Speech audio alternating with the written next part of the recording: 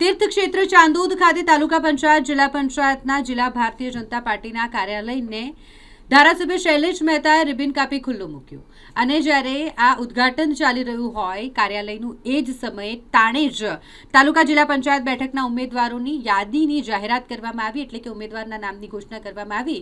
તો ધારાસભ્ય શૈલેષ મહેતા દ્વારા પણ ઉમેદવારના નામ જાહેર કરી ઉમેદવારોને અભિનંદન પાઠવ્યા હતા. સાથે જ ડભોઈ વિધાનસભા ક્ષેત્રમાં આવતી 4 જિલ્લા પંચાયત અને તાલુકા પંચાયતની તમામ 20 બેઠકો પર ભારતીય જનતા પાર્ટીનો ભગવો લહેરાશે તેવો વિશ્વાસ પણ ધારાસભ્ય શૈલેષ મહેતાએ વ્યક્ત કર્યો છે. એના અનુસંધાનમાં ચાંદોદ જિલ્લા પંચાયત માટેનો આ કાર્યાલયનું ઉદ્ઘાટન કરવામાં આવ્યું છે. ભારતીય જનતા પક્ષનો નિયમ છે કે કમળ જ ઉમેદવાર, એટલે ભાજપના કમળના ઉમેદવાર માટેનું આ કાર્યાલય છે. કાર્યાલય એટલે કાર્યકરોનું ઘર, કાર્યકરોનું મંદિર.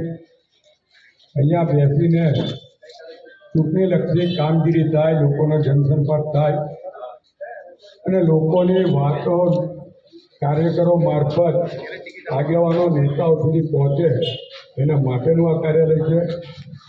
ત્યારે હું આપ સૌ ટૂંકી મુદતમાં અહીંયા ઉપસ્થિત રહ્યા છો ત્યારે તમને બધાને અભિનંદન આપું. અંબાલિયા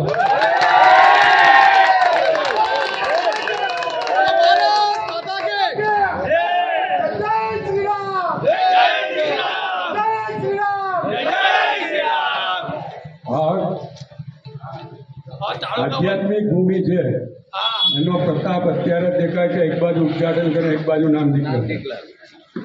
એટલે હું અભિનંદન આપું છું રાકેશભાઈને અને દત્તાબેનને. ખાસ ડભોઈ તાલુકા પંચાયતની સીટો સાંભળી લો: અંગુઠણ માલતીબેન ભરતભાઈ વસાવા, સત્તાના સરપંચ બેન;